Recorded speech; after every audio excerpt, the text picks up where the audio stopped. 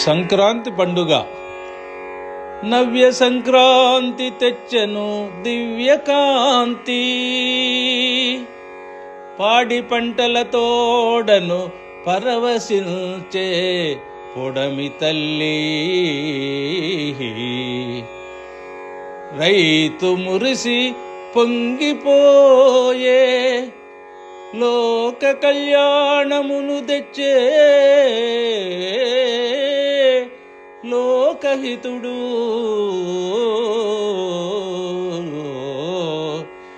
ఆ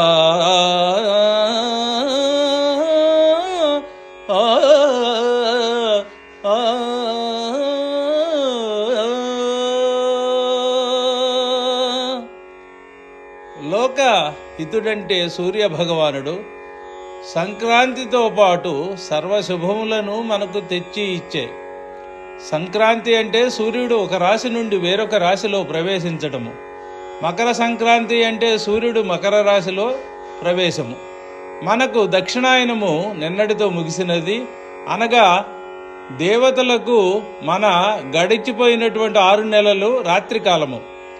నేటి నుంచి మనకు ఉత్తరాయణము అనగా ఈ ఉత్తరాయణ పుణ్యకాలం ప్రారంభం. దేవతలకు వచ్చే ఈ 6 నెలలు అంటే రాబోయే 6 నెలలు పగటి కాలము. ఈ ఉత్తరాయణ పుణ్యకాలములో మరణించినట్లయితే సద్గతులు కలిగినని మన పురాణములు చెప్పుచున్నవి.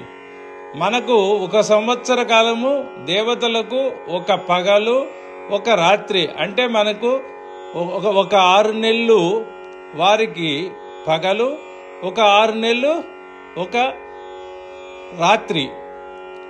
అంటే వారికి 1 రోజు అవుతుంది. మనం 365 రోజులు వారికి 1 రోజు అవుతుంది.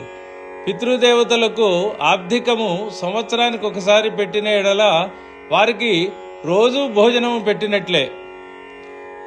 ఈ క్రొత్త సంక్రాంతి మనకు తెచ్చెను నూతన జీవన వెలుగులు. భూమాత పాడి పంటలతోడ పరవశించే రైతులు పంటలు చేతికి వచ్చి సర్వ సమృద్ధితో తొలదూగే కాలము. రైతులు మురిసి పొంగిపోయే కాలము. పిండి వంటల సందడి, అల్లుళ్ళ రాకతో పల్లెలు కళకళలాడే కాలము. కోడి పందాలు, ఎడ్ల పందెములతో ఊళ్ళన్నీ సందడి హడావుడిగా ఉండే కాలము. పతంగులతో పిల్లలు కేరింతలు కొట్టే కాలము. హరిదాసుల కీర్తనలతో జనవాసములు ఆనంద డోలికల తేలియాడే కాలము.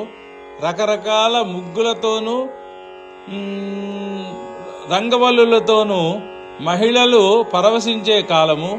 అందరూ సంతోషముగా సుఖశాంతులతో ఈ సంక్రాంతి పర్వదినాన్ని జరుపుకోవాలని కోరుకుంటూ సంక్రాంతి శుభాకాంక్షలతో మీ బొమ్మ దేవనాథ సూరి.